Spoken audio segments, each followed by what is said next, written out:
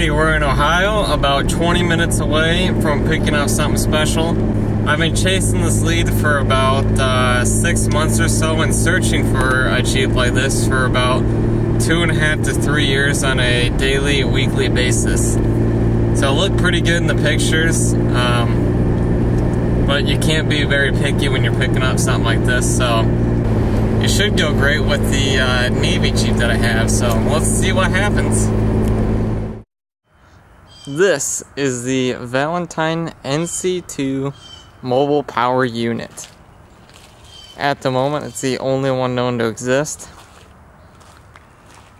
I found this thing on an old forum post from about 10 years or so ago. They're talking about there's some of these Jeeps used in a movie, and a guy posted online, he's like, yeah, my dad's got one of those, I'll snap a picture for you. And that's just kind of where they left it. So I decided to take a shot and message him and say, hey, you know, do you still happen to have that thing? And he's like, yeah, my dad still got it, and I'll get some pictures for you when I get a chance. And long story short, 6 months later, here we are. This thing is unique. So basically, these Jeeps are kind of the same as my other Jeep, the normal looking one, the NA4, except they cut them off at the firewall right here, or at the dash right here, and they just made a little platform. These were specifically designed to turn within their own radius and be used on aircraft carriers solely, whereas the four-wheel Jeeps were used on ground bases as well. So this one actually has a rear wheel steer setup. You see right there, it's totally custom built under there, and it's really neat. I mean, you hardly turn this wheel. Like, let's go ahead and give it that much. Now, that much on a normal Jeep hardly turns the wheels, but we've already turned them that far. I mean, that's how much play a normal Jeep would have. This one, according to the lettering right here, basically stands for, is part of the service department on a helicopter carrier. So this one might have been used to start helicopters in its later life. You can see right here that you have 2 generators on the back and 1 on the front. You can see that there's a hole cut in there to get the generator in there. And basically what an NC2 means is that the NA was just DC voltage, I believe, but the NC is AC and DC. So the only generator I've got here is this one. Yeah, data tag's a little, I have to do some searching on it. I mean, I just got it home. Basically, the Jeep is complete minus the control boxes, which you can see the rubber mounts for the control boxes would sit right there, and this would sit over there. It's so heavy, I'm not gonna move it. So another cool thing about this Jeep is that the way it drives. So since it's rear wheel steer, how are you going to power the Jeep? Well, if you look under here, it's got a rear axle in the front of the Jeep.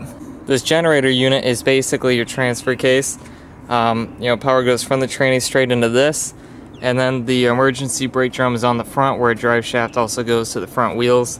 And then all the different controls for each generator is here, here, and here to engage and disengage, which we can still see that those are all freed up. Actually, a little bit of slop. Shifter's stuck, I'll have to work on that. But overall, the Jeep's actually in pretty decent shape. I mean, better shape than my other Jeep, actually. So you can see these things have a custom seat, low back seat, and it's got the pouch on here. So another unique part of the APU is that it has an hour meter. This one reads 1,750 hours. And then over here, we have a frequency gauge measured in cycles. Now there's one gauge here, and then this plate is blocking another hole. It might have been for another gauge when it had both generators on it. I'm not quite sure. And then unfortunately, this is where the data tag would have sat. That would have told me what serial number it was, you know, who made it for certain, stuff like that. But I'm very confident this is a Valentine built Jeep and not an OE sickly, just because of the way that the body is designed right here. Then another unique part about the body is this piece, which I have no idea what in the world that thing does. So looking kind of more on the outside details, this thing is all original military paint, which is pretty cool. And you can see that the salt water must have just took its toll on it. I mean, you can actually see where someone has patched the body from here to here, and then even the cowl is patched. And then if you look closely at the hood, even this has been all reskinned, so I'm sure that the weather just took its toll on these things. And then since it's got the small wheels on it, it's also got custom built fenders, probably half the width of a normal Jeep fender. And the gas tank is actually down here. So you probably have to have like 15-20 gallons before you even got to the pickup. It's held on by special brackets. Looks like I'm missing one back there probably. So you see that this is also shortened. Bumper right there. Now these were meant to be as small and nimble as possible to use on the aircraft carriers, because obviously room is pretty limited, so wheelbase is short, dimensions are shorter, height shorter. Now if we look under the hood,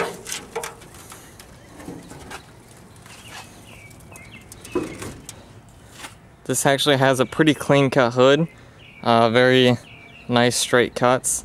Some of them look like someone used a plasma cutter on them and didn't use a straight edge or anything. They look like this, but this one's actually pretty good.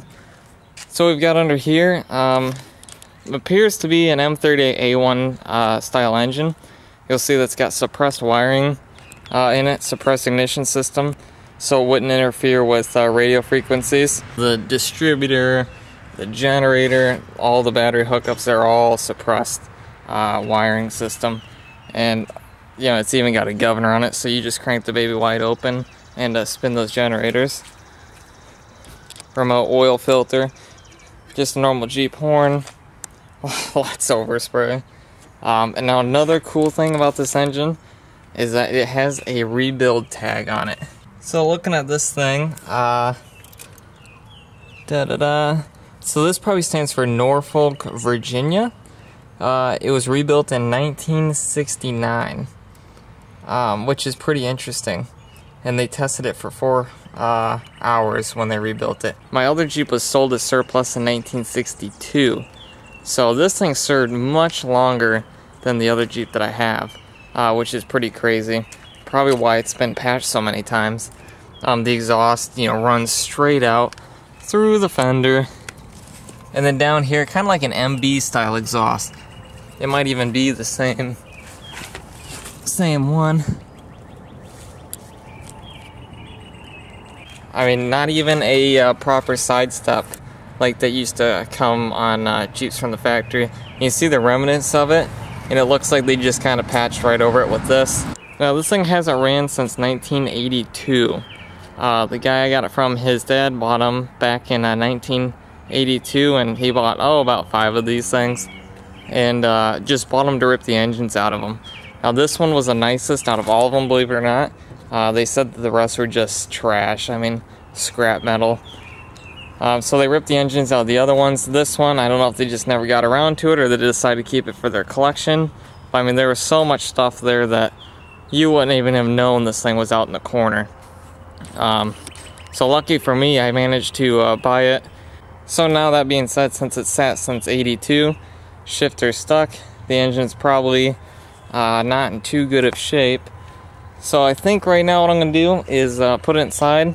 We're going to pull the spark plugs out. We're going to put some PB Blaster down in there, soak it in the rings a little bit, get it freed up, moving again, and probably going to just do mechanical work on it. Try to get the old thing running and driving. Because it's at the point right now where it's like, does it really even need a full restoration? Because it's got, you know, all the military markings, and yeah, it's not perfect, but you know, it's only gonna look like this once. So here's the last piece of my amazing puzzle that I've been putting together. I have the factory archives from Valentine Welder. The great-grandson of the company was researching family history, just kind of Googling his name on the internet, and ended up finding my Jeep on the internet and contacted me through that. So we've been talking back and forth, and he was very, very gracious to allow me the honor to have all the files that he had on the company. I'm hesitant to touch anything right now because I haven't had it scanned in my computer, but I basically have all the press photos, all the manuals, all the notes on the company, how many employees there were, who was skilled, unskilled, financial status, what machinery was in the machine shop, government contracts fulfilled. I mean, I had just everything. But just a little bit of a sample here to kind of go along with the Jeep outside.